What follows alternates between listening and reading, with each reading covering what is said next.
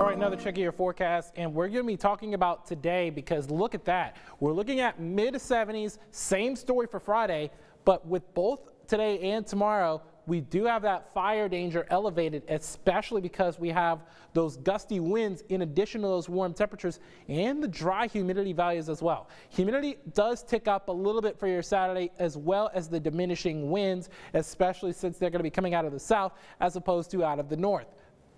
But then by the time we get into Sunday, that's when we have another system starting to make its way into central Texas. Some clouds are going to start to build in. We do add a little bit of cloud cover. Could see 1 or 2 isolated showers or thunderstorms. But then Monday and Tuesday in both central Texas and the Brazos Valley, that's our best chance for some of those stronger thunderstorms. We could use the rain, but we don't need the stronger storms.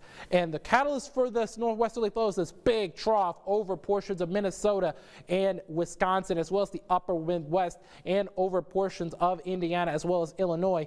And then as we push that trough out of here, we do get another area of warmer air moving through. But then by the time we get to Monday and Tuesday, that's when you have that southerly flow coming in. And that's when you get that southerly flow. You could get that good instability out ahead of the dry line for Monday and Tuesday. And that could be what leads to some of those stronger thunderstorms for both days. Wednesday, the chances are slightly lesser, but they are still there. So an active pattern for next week, something to look forward to for those who are not fans of this drought situation. We do get a new drought monitor later on this morning.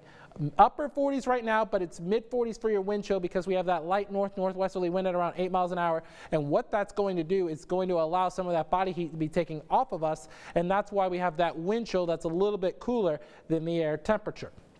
Looking at upper 40s, lower 50s across much of central Texas. And now we're starting to see some 40s pop up in the Brazos Valley as well. Caldwell checking in at that 49 over in Burleson County. Same story for Georgetown, Round Rock as well. And now we're going to be looking at temperatures in those lower 50s as you head to places such as Burnet.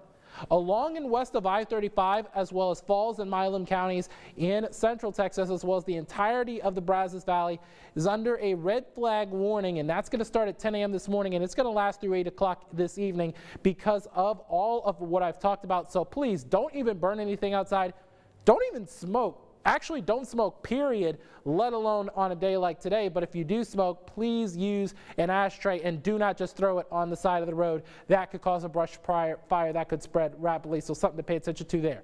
Low to mid 70s, sunny skies, sustained winds at around 25 miles an hour. And then later on tonight, we're looking at mid to upper 40s under mostly clear skies with those winds slowly diminishing and shifting to a brief southerly flow before getting right back into that northerly flow tomorrow. And Barry Roy, yes, you win. Today is an 8 on the joining meter, not a 10 like what I called yesterday compared to a lot of the warm days that we saw on Tuesday. Chris?